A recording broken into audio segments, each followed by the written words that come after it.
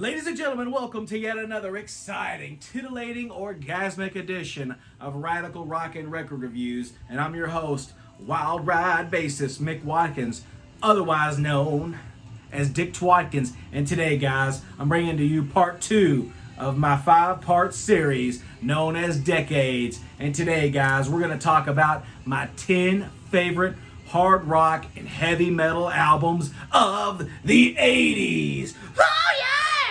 Definitely my favorite decade of music. I mean, dude, the 80s. What can you say about it? It was the kind of the apex of the hard rock and heavy metal genres.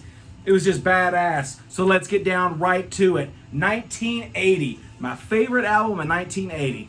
This was tough because I know lots of people say, including one of my buddies and one of my YouTube creator mentors, Dr. Fuck Ralph Vieira, says that 1980 is the greatest year in heavy metal hard rock history. And you know what? Man, it's, for me personally, it's fucking up there, dude. I mean, it quite possibly, probably, maybe is the greatest year in hard rock heavy metal history. So this was tough because I was just flipping through all these killer albums that came out that year. AC/DC, Back in Black, Blue Oyster Cult, Cultosaurus Erectus, Ozzy Osbourne, Blizzard of Oz, even an album that a lot of people don't like that I love, Kiss Unmasked. And I'm just looking through all this shit and I'm like, dude, which one am I gonna pick? But I ultimately landed on this album. And I'll just start it off by saying, pounding the world like a battering ram, forging the furnace for the final grand slam. You know what I'm talking about with those opening lyrics. To me, this is the album that just kind of laid the groundwork for what heavy metal and hard rock were going to be in the 80s. Laid the groundwork. This was 1980 state-of-the-art heavy metal. And I got to go with my favorite album of 1980, which is by one of my all-time favorite, top 3 favorite bands of all time. Gotta go with the mighty Judas Priest with their 1980 classic, British Steel. I mean, dude, if you grew up in the U.S. back in the 80s, the album kicked off with Breaking the Law. But that isn't the version that I grew up with because I got into Judas Priest in the early 2000s. So I came up with the remastered CD set. And that version of the CD was the European version that started off with Rapid Fire. So let's go with that track listing. You got Rapid Fire coming in. Then it goes into fucking Metal Gods, Breaking the Law, Grinder, Looking for Meat, Grinder wants you to eat. The mighty Grinder, the anthemic heavy metal anthem that I know a lot of people don't really care for, and a lot of people do. I personally love it. United. Dude, you know,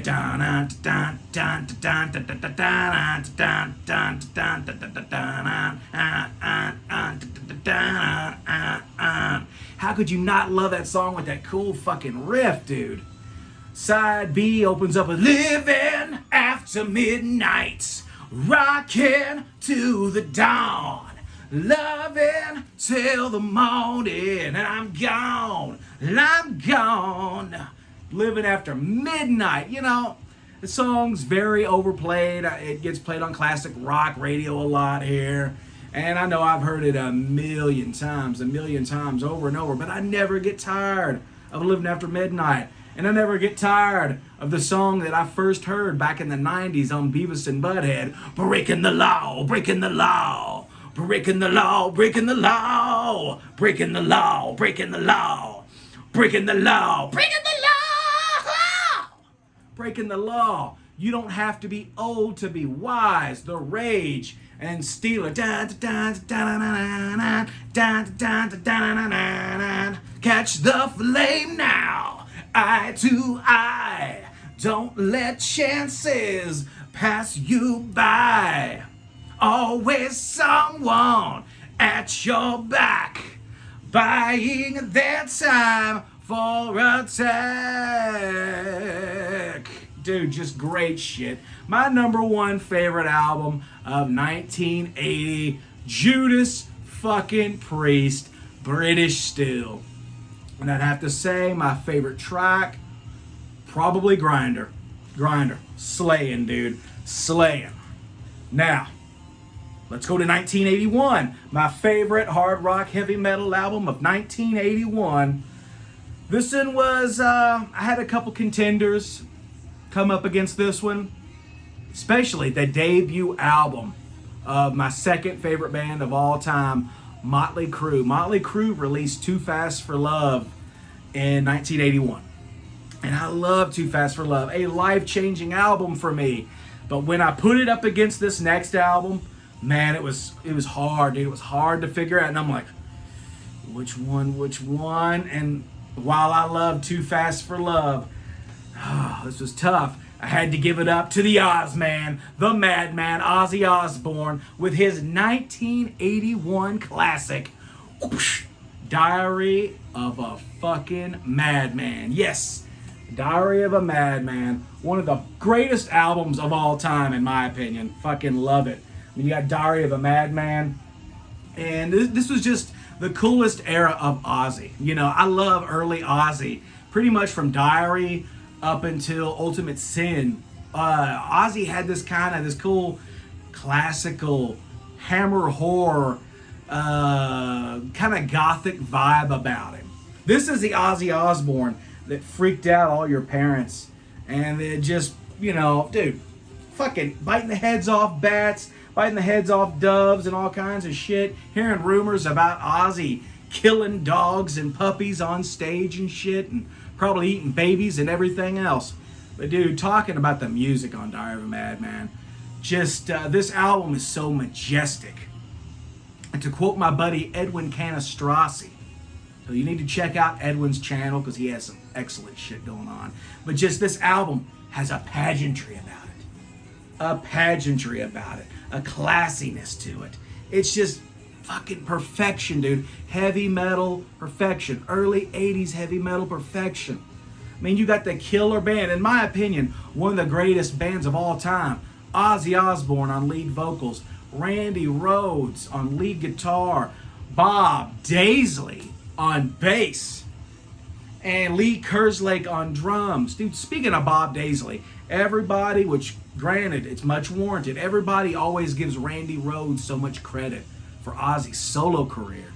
But let's talk about Bob Daisley, dude. Not only is Bob Daisley, in my opinion, one of the best hard rock heavy metal bass players of all time, one of my biggest influences personally, but he's also, dude, easily one of the greatest songwriters, dude. I mean, along with Randy, he helped write the lyrics and the music to all this shit.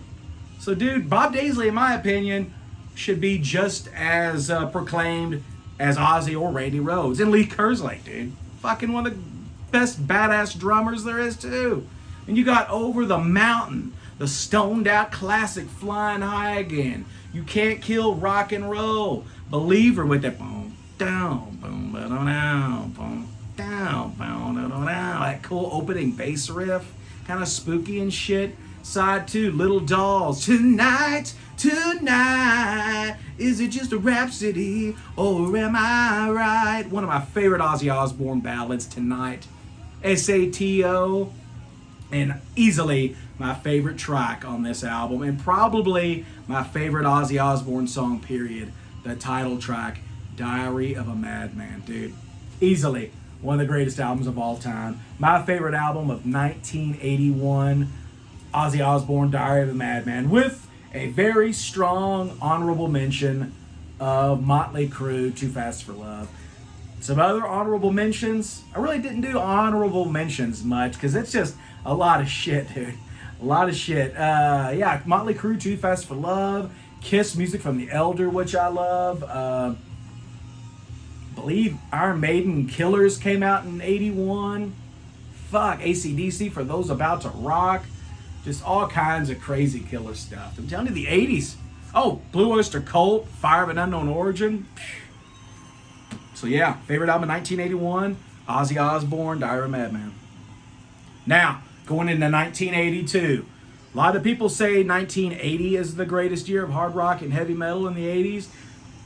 Strong contender with that is, dude, I love 1982. 1982 had some great shit coming out. Man, just think about it. Just think about it. What came out in 1982? Pretty sure Iron Maiden, Number of the Beast. What else do we got? We got fucking all kinds of cool shit. But my favorite album of 1982. This is easy. Oh, Judas Priest, Screaming for Vengeance. Damn. Amazing stuff. But this was pretty easy. My favorite album of 1982. I think a lot of you know what it is. This band was on a downslope. A trajectory just down into a big shit pile of just, mediocrity, dude. I mean, this band was almost dead. They were on their deathbed, life support, everything. And then this album comes out, and it still didn't get them to where they needed to be, but it was the beginning of the renaissance of Kiss. And I'm talking about the rebirth of heavy metal Kiss in the 80s. You know what it is. My favorite album of 1982, and one of this band's best albums, Kiss, with their heavy metal classic, Creatures of the Night. Dude, this is easily my favorite album in 1982. And obviously, one of my, definitely a top 10, maybe top 5 favorite Kiss albums. Dude, Gene Simmons, killing it on this album. To me, we talk about Gene Simmons, Eric Carr, Ace Frehley, who's my favorite Kiss member, of course, everybody knows that. Ace Frehley's featured on this album, but he didn't play a lick on this. There's a little debate about did Ace play anything on Creatures of the Night, and I've got to say, as a Kiss fan of 25 years, dude, I don't hear anything remotely resembling Ace on this. But dude, it doesn't matter, because you know what? The fucking wizard, Vinnie Vincent's on this bitch, and he does some great songwriting and great lead guitar playing on this album that just took Kiss from being a hard rock band, heavy metal band of the 70s, and busted them into the best hard rock heavy metal, one of the best hard rock heavy metal bands of the 80s. And you got Paul Stanley just killing it. I mean, you got, dude, opens up side one with those thunderous Eric Carr drums.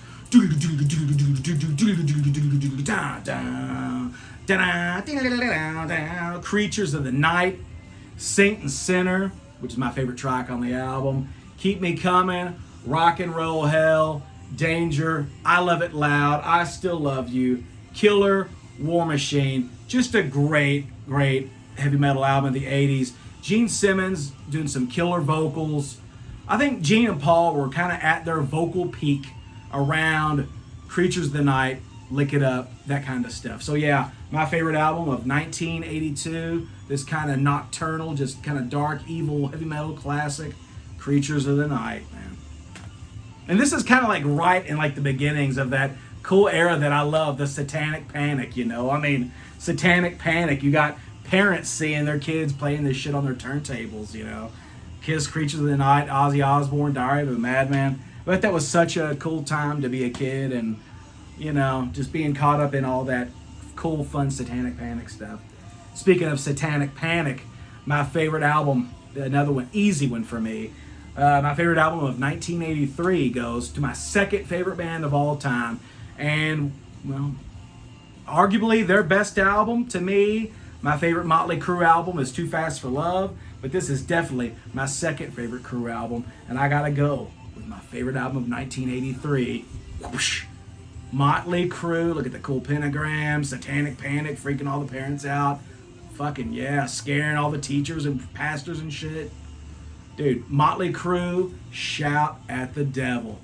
Dude, Motley Crue, heavy metal perfection. Got the awesome picture of the guys on the back.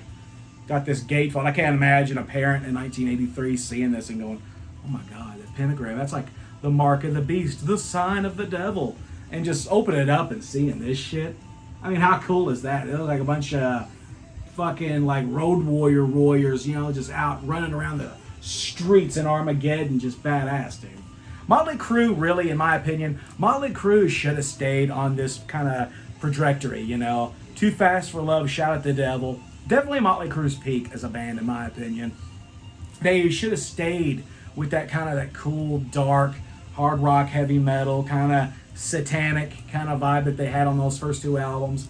So fucking badass, dude. I mean, it kicks open with "In the beginning, good upheld all the evils of all man's sins. In a time the nations grew weak, and the cities fell of slums to all evils so strong. In the depths of hell, the blackest of hates, for he who has sinned awaits you. Now, many lifetimes later, lay destroyed, beaten down, all the corpses of rebels, of ashes of dreams, and blood-stained streets. And it had been written that those who have the youth have the future. So come now, children of the beast, be strong and shout at the devil. Da-da-da. Shout at the devil, looks that kill, bastard, fucking knock 'em dead, kid, danger, too young to fall in love, helter skelter, 10 seconds to love, children of the beast. Just excellent, dude. Excellent album. If you've never heard this, which I'm sure everybody watching this channel has heard, shout at the devil. It's just hard rock, heavy metal perfection, dude. My favorite track, definitely Knock 'em Dead, Kid. I think everybody was at their peak on this album. Vince Neil's vocals are crazy. Tommy Lee, honestly my favorite drummer of all time. Not really modern day Tommy Lee, but give me Tommy Lee from Too Fast for Love, Shout at the Devil, Theater of Pain. Dude, easily my favorite drummer of all time. You watch Tommy Lee play drums on that 1983 US Festival performance. Dude, just the guy was in a league of his own, man. One of the greatest hard rock, heavy metal drummers of all time. Nikki Sixx, excellent songwriter, excellent visionary.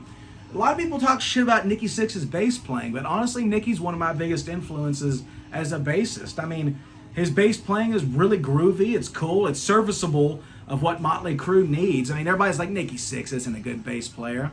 And I'm like, what do you fucking want? Do you want slap bass and shit and Steve Harris type galloping in Motley Crue songs? No, dude. That's what Motley Crue needs, is just blood-curdling, pumping, fucking driving bass.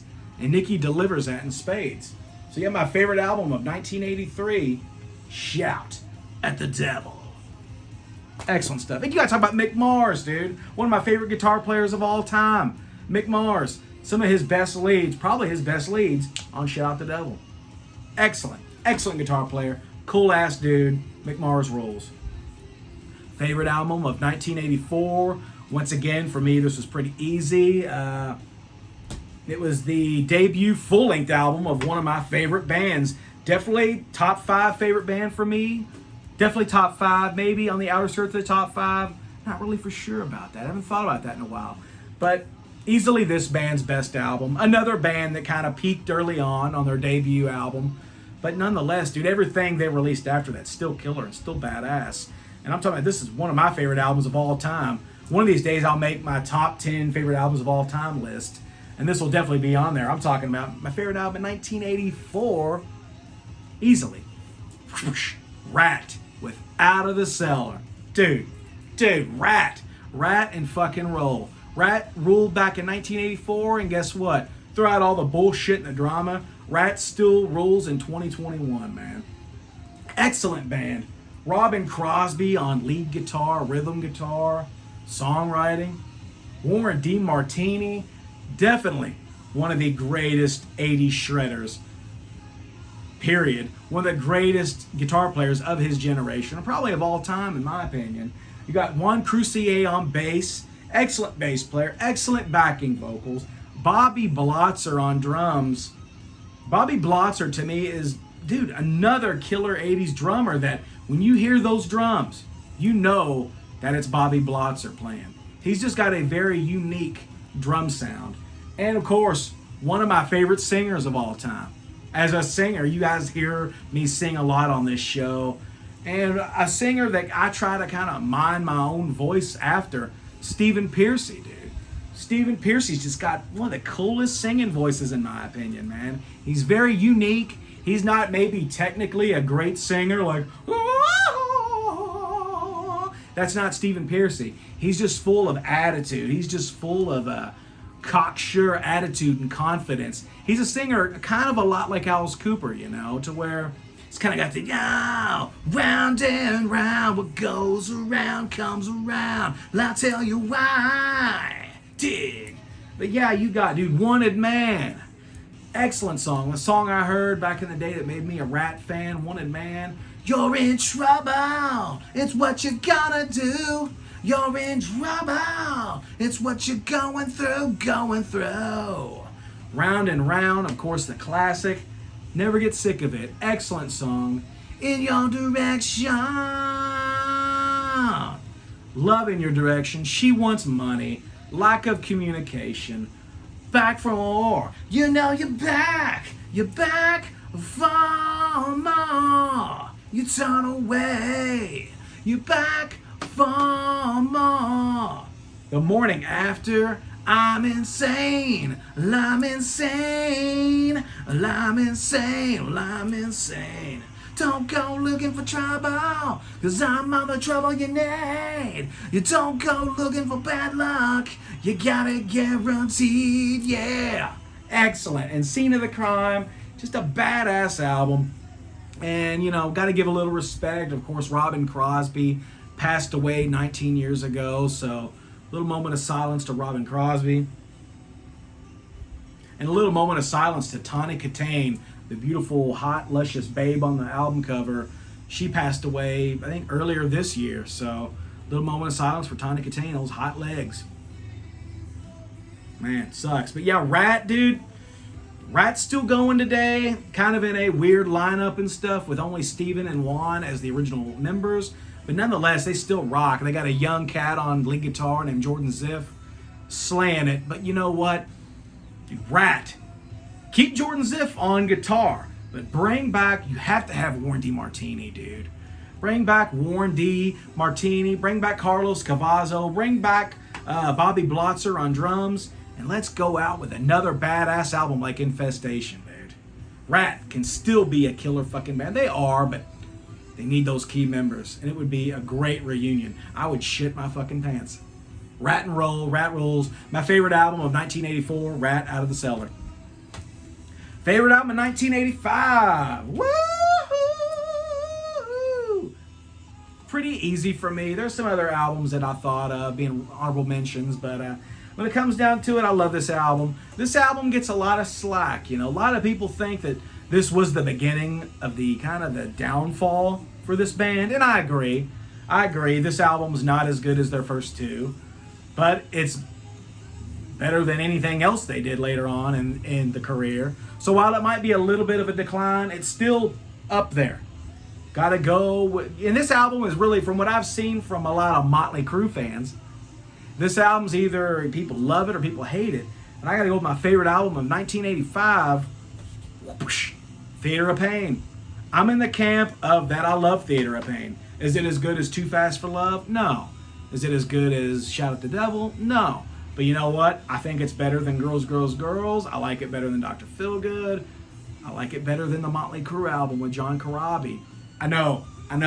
People are going to get pissed off at me and freak out. But I just love Theater of Pain, dude. I mean, it took the sound of Too Fast for Love was kind of a glitter rock, heavy metal, punky sound. Shout at the Devil was just straight up 80s heavy metal.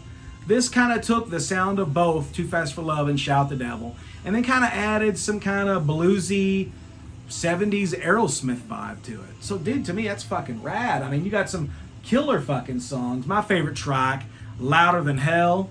Excellent. Keep Your Eye on the Money. Keep your eye on the money. Keep your eye on the dealer's head.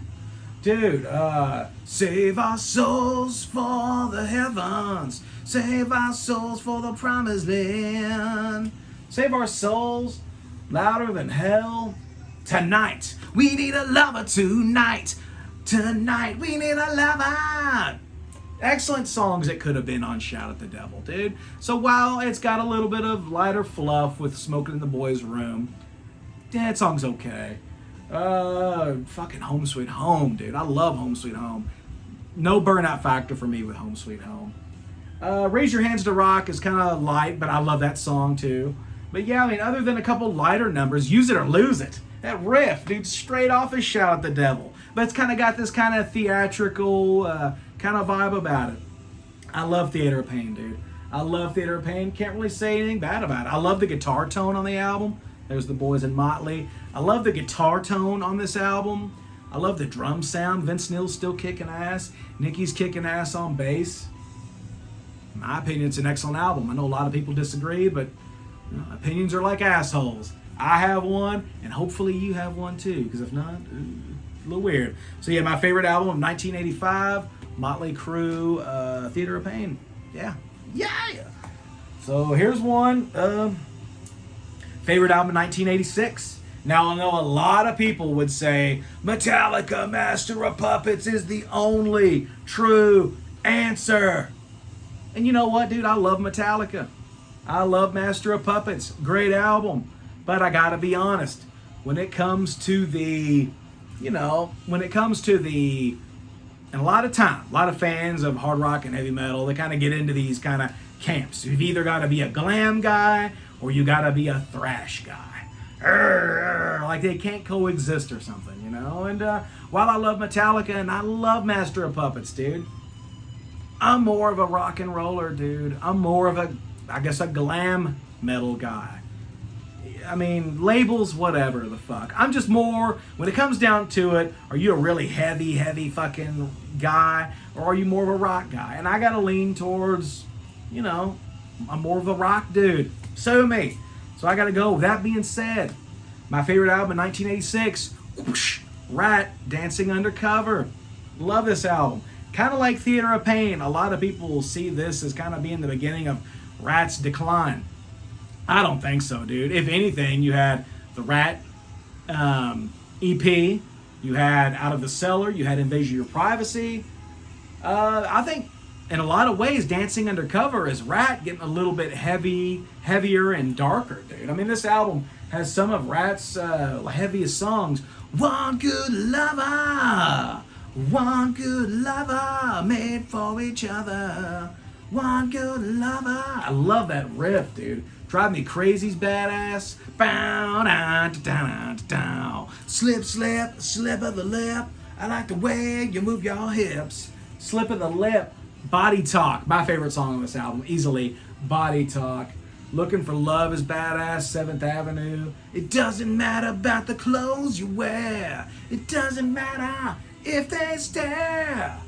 Take a Chance and Enough is Enough. Just really good. I think this album kind of fits the album cover. It's a little bit more stripped down. It's a little more earthy. It's a little darker. It's a little more just gritty. This is Rat, Dancing Undercover, my favorite album of 1986, easily. But I do love Master of Puppets. But Metallica, Rat, I'm more of a Rat fan. So Rat and roll, baby. Favorite album of 1986, Dancing Undercover.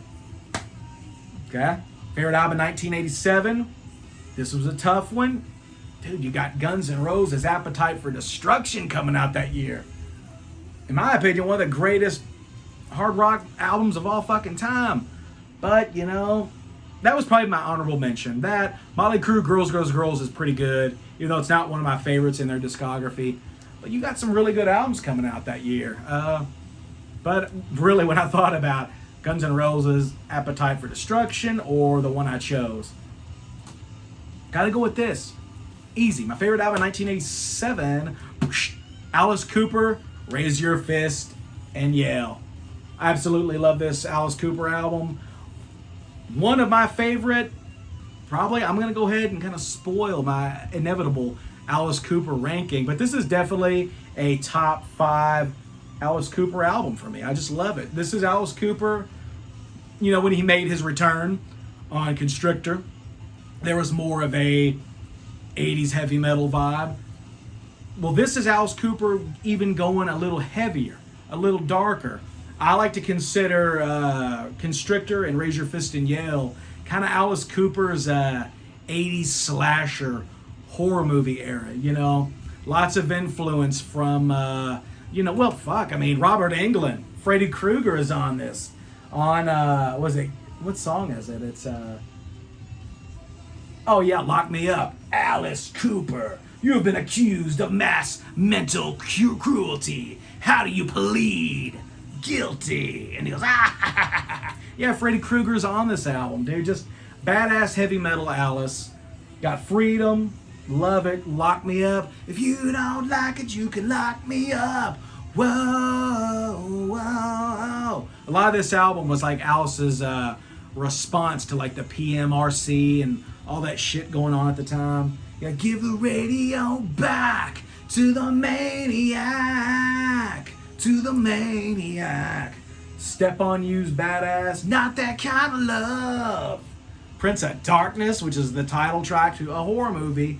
John Carpenter's pretty fucking spooky and just weird ass movie. Prince of Darkness. I've only got time to kill. Time to Kill. Then it goes in the best part of this album. Towards the end of this album, it's kind of got like a trilogy of songs that all go together and they tell a story. Maybe Time to Kill is a part of that. Maybe, yeah, I think so. You got 4 songs that kind of go together. You got Time to Kill, chop, chop, chop, I'm an engine of destruction. Chop, chop, chop, a perfect killing machine. Time to Kill, chop, chop, chop, Gale, and then Roses on White Lace. Roses on White Lace, those 4 songs. I would love to see Alice Cooper bust out those 4 tunes. Once again, Time to Kill, chop, chop, chop, Gale, Roses on White Lace. Have Nita Strauss just fucking shred all over it, dude. It'd be ultra sexy and badass to see that happen. But yeah, this is just 80s heavy metal perfection. Alice Cooper's heaviest album, in my opinion. I just love it, dude. Honestly, you know, this is definitely top 5 Alice album for me. Man, it could be a contender for my favorite Alice Cooper album, period. Just badass, dude. Just badass. I love it. Wicked. And I heard stories, I know on this tour, I think here in Louisville, Kentucky, Alice Cooper came here to Louisville Gardens with Guns N' Roses on the Appetite for Destruction tour. Can you imagine how badass that would have been? And I've heard that this was one of Alice Cooper's most gruesome, gory, bloody tours. And it got banned from a lot of markets because it was just kind of too obscene for the time. And I know there was a scene where Jason comes out and swings his machete at Alice. That's pretty badass. That's pretty fucking cool. So yeah, my favorite album of 1987, Alice Cooper, Raise Your Fist and Yell. Oh, my favorite track, Chop, Chop, Chop. Chop, chop, chop. Or but even better yet, look. Chop, chop, chop. Ah! All right, my favorite album of 1988. Really didn't see a lot of good... I think 1988 was kind of a dry year for hard rock and heavy metal album. From my hard rock heavy metal, from my perspective, I know Judas Priest released Ram It Down, which not really that big on, honestly, and there are a couple other good albums. So to me, this definitely would have been my favorite album of the year, and is my favorite album in 1988. Don't have it on vinyl, so I got to show you the small CD, but I'll get it up there. Don't worry. You know what it is. No, you don't actually, but I'm here to tell you. My favorite album of 1988, Ozzy Osbourne, got a little glare, No Rest for the Wicked. No Rest for the Wicked. Excellent album. This is the debut album featuring Zakk Wylde. And I gotta be honest, I'm not the biggest Zakk Wylde fan.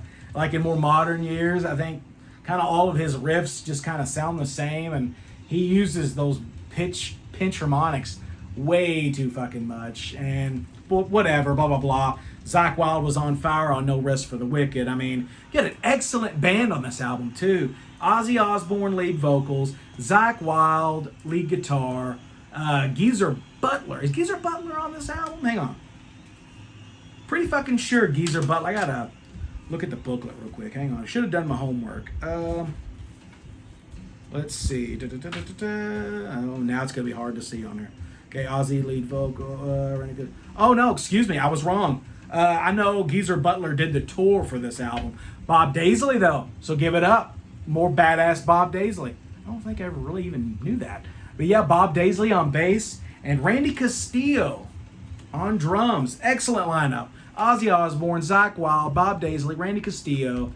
Badass stuff. You got Miracle Man, which is kind of like Ozzy's kind of song, kind of poking fun at Jimmy Swaggart, which back then in the late 80s, I remember every fucking Saturday night, my grandparents, they were really religious.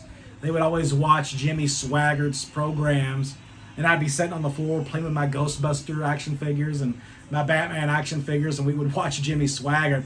And then I remember when he got popped with the prostitute and stuff, and I remember my grandparents sitting at their early morning breakfast, just freaking out, being, oh my God, I can't believe Jimmy Swaggart, oh my God, got busted. But yeah, crazy shit. And I have to say, after that, there was no more Saturday evenings of playing with Ghostbusters and Batman figurines, watching Jimmy Swaggart. But yeah, so Miracle Man's badass. Devil's Daughter's badass. Crazy Babies. Crazy Babies breaking all the rules, but come on now. Breaking all the rules. Bloodbath in Paradise, a song about Charlie Manson and the family. Fire in the sky, can't you see that my castles are burning? Good shit. Tattooed Dancer, I'm your demon alcohol. Demon alcohol, let's party. I love that. Demon alcohol rules, dude. Yeah, so that great album. And Hero, the little bonus track. I don't wanna be your hero. I don't wanna wear your broken crown. You know I let you down.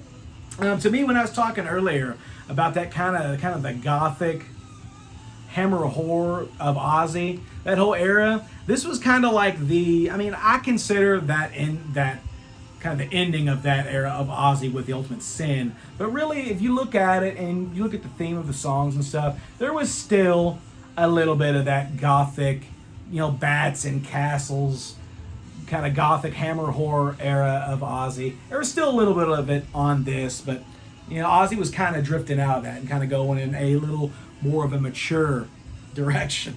Mature for Ozzy, I guess. But yeah, excellent album. Demon Alcohol's badass. My favorite track is probably Breaking All the Rules. So yeah, my favorite album of 1988, Ozzy Osbourne, No Rest for the Wicked. I really need to get this on vinyl. But dude, personally, like I've said before, I like CDs better. I'm more of a CD guy. But I love having the vinyl to hold up and to show you guys. Vinyl looks a lot cooler. And here it is to wrap up the 80s, guys. This was pretty easy for me. My favorite album of 1989, the debut album from a bunch of badass rockers from New Jersey. We're talking about, you know what it is? The debut album from Skid Row. Skid Row. Great, just gritty streets of New Jersey. Attitude out the ass. Badass hard rock album. Around 1987, with the debut of Guns N' Roses' Appetite for Destruction, rock and roll went from being real glammy. It was getting very glammy. And then all of a sudden, when Guns N' Roses came in, they kicked it open. People quit playing BC Rich's and Kramer guitars, which I'm a huge fan of BC Rich guitars. I'm a huge fan of Kramer's. But everybody started kind of bringing back Les Pauls and Fender Stratocasters, and everybody started wearing cowboy boots or tight-ass jeans with cowboy boots stuffed down in them. And I think along with Appetite for Destruction, this debut album from Skid Row kind of brought back that grittiness and street vibe that rock and roll was lacking in the mid-'80s. Probably starting with like 85 and on. So yeah, dude, this album was just incredible. You got Scotty Hill, fucking Dave the Snake Sabo, Rob Affuso, if that's how you say his name, Rob Affuso, Sebastian Bach, just a beast of a singer. Kind of an annoying pud to some people. I think he's pretty cool, but yeah, Sebastian Bach, range from hell. One of the probably all-time greatest heavy metal hard rock singers of his era. And Rachel Bolan, another bass player that I really fucking dig. Rachel Bolan, he's cool. He's kind of like Nicky Sixx, to where he's kind of the visionary of Skid Row and wrote a lot of the songs. Had the cool kind of chain thing going from his nose to his ear. But yeah, just an excellent band, dude. But this album, it was tough and just really gritty and street, but it also still had a little bit of that glam metal flair to it. I mean, you got the big buns. That's my version of the song, 'cause I like girls with big, thick booties. But you got the big guns pointing at my heart, Sweet Little Sister's badass. I can't stand the heartache. So bleeds the red, red rose. Time heals the broken heart. That's just the way it goes. Yeah, piece of me, 18 in life, you got it. 18 in life, no. Rattlesnake shake, youth gone wild. Here I am making a mess. I remember you. And my favorite track, Midnight Tornado. When the clock strikes midnight, I'm on the prowl of love. And the clock strikes midnight, long time ago, you wow. That's Brian Johnson singing for Skid Row. But yeah, I love the debut album, Skid Row. My favorite album of 1989, and I just got this a little bit ago. This is the Friday Music reissue of this album.